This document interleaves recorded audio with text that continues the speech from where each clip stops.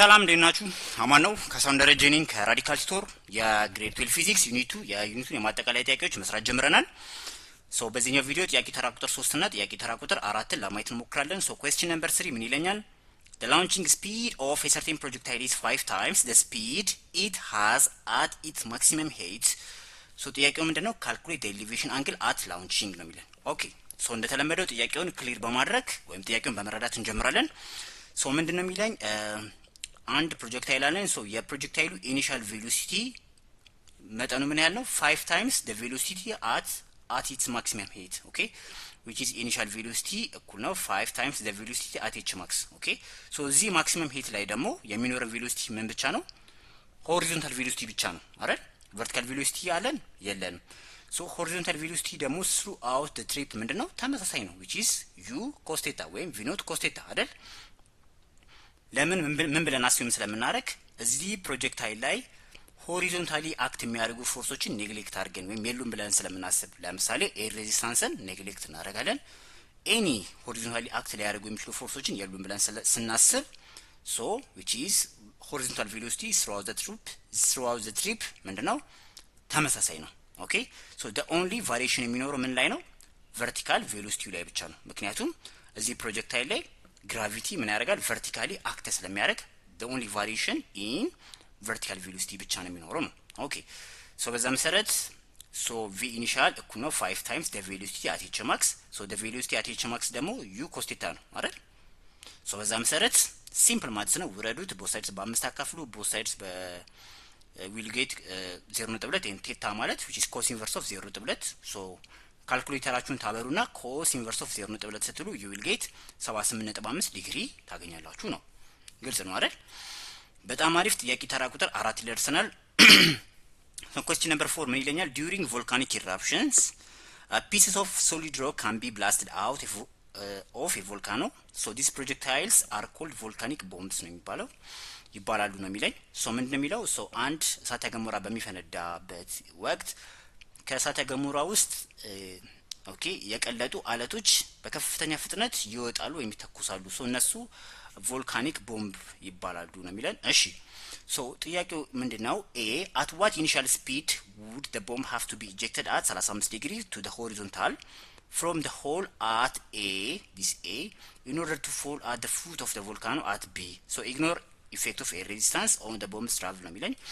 ሶ ጥያቄውን እንደገና ክሊር በማድረግና በመረዳት ስንጀምር ሶ ይሄ እሳተ ገሞራ ይሄን መሬት ነው ብለን ብናስብ ከመሬት 3300 ኪሎ ሜትር 3300 ሜትር ወይም 3.3 ኪሎ ሜትር ከፍታ ላይ ነው የፈነዳው። ሶ ልብ በሉ ከሆሪዞንታሉ at 35 ዲግሪ ቢወጣ ሶ እዚህ ፖይንት ላይ which is point B ላይ which is 9400 ሜትር ርቀት ላይ ያለ ፖይንት B ላይ ለመድረስ ይህ የሚተኮስ ቮልካኒክ ቦምብ በምን ያህል ፍጥነት ወይም በምን ያህል ኢኒሻል ፍጥነት መተኮስ ወይም መውጣት አለበት ነው። ኦኬ ሶ በዛ መሰረት ኦኬ አሁን ኤክስንስ ካልኩሌት ስናደርግ which is ወይም ሆሪዞንታል ማክሲመም ፖሲብል ዲስታንሳችን ወይም ሬንጃችንን ካልኩሌት ስናደርግ ኤክስ ማለት v naught x times t ነው አይደል? ሶ ኤክስ ማለት which is v naught x ማለት v naught cos theta ነው።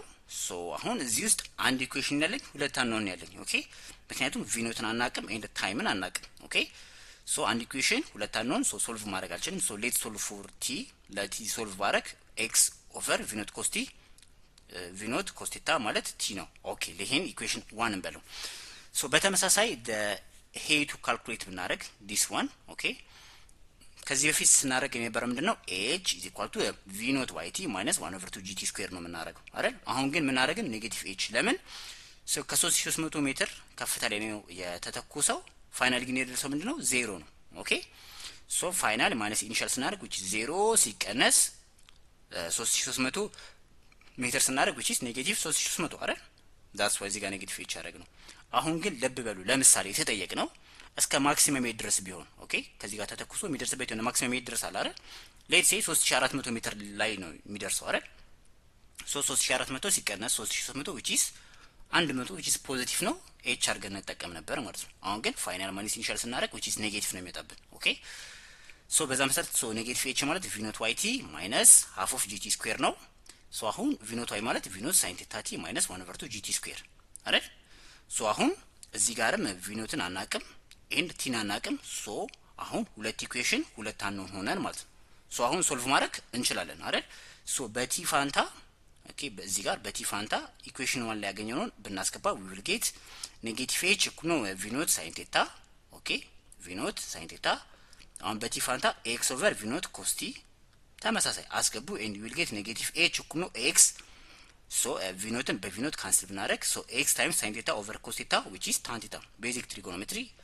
ለዚህም ስሩ። ኦኬ ሲምፕል ማትስ ነው ኤንድ you will get እዚህ ላይ ትደርሳላችሁ። እያንዳንዱን ስቴፕ ቁጥሩን አስቀምጬላችኋለሁ። ይሄን ስትወርዱ ቪ ኖት ስኩዌር ማለት 66728 ሜትር ስኩዌር ፐር ሰከንድ ስኩዌር ይሆናል። ሶ ኢን ስኩዌር ተሰከቱት you will get 258.3 ሜትር ፐር ሰከንድ ይሆናል ማለት ነው። ኦኬ ሶ ይህ የቀለጠ አለት በ258.3 ሜትር ፐር ሰከንድ ኢኒሻል ፍጥነት ቢተኮስ እዚህኛው ፖይንት ቢ ጋር ይደርሳል ነው።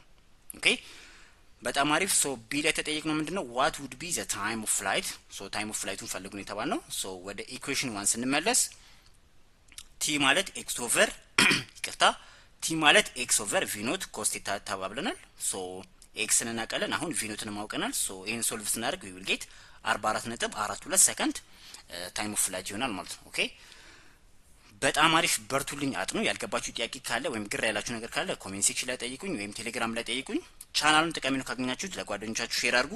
አመሰግናለሁ። ቻው